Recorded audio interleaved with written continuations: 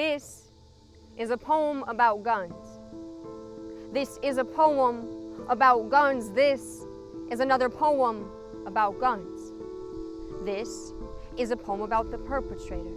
This is a poem about the perpetrator. This is another poem about the perpetrator. This is another perpetrator. This is a poem about the victims. This is a poem about the victims. This is another poem about the victims turned heroes, but still victims. This is a poem about the right to bear arms, about children being shot in the arms, in the back, and the head. This is a poem about the dead. This is another poem about the dead.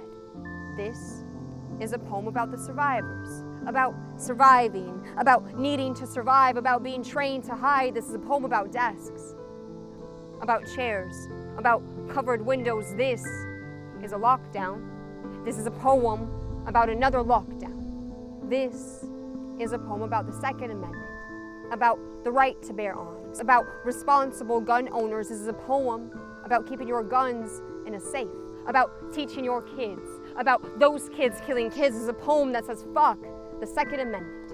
A poem about thoughts and prayers, about condolences. This is a poem about the problem. Parents, media, violence, bullying, silence. This is a poem about mental health, about a nation gone mental, about a sick country. God has been crying over our thoughts and prayers. God no longer grants us condolences as he watches us choose bullets over lives. God has grown numb to the death count. Our generation has grown numb to the death count.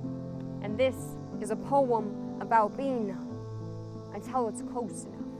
Colorado is always close enough, and this is only a poem to create some distance. A poem about my generation, raised on Columbine, watered by Virginia Tech, grown in Aurora, fertilized by Sandy Hook, sunbathed in Las Vegas. This is a poem about my generation, deciding not to have kids, saying this isn't a world I want to raise them in, meaning this isn't the way I want to bury them. This is a poem about my generation burying them.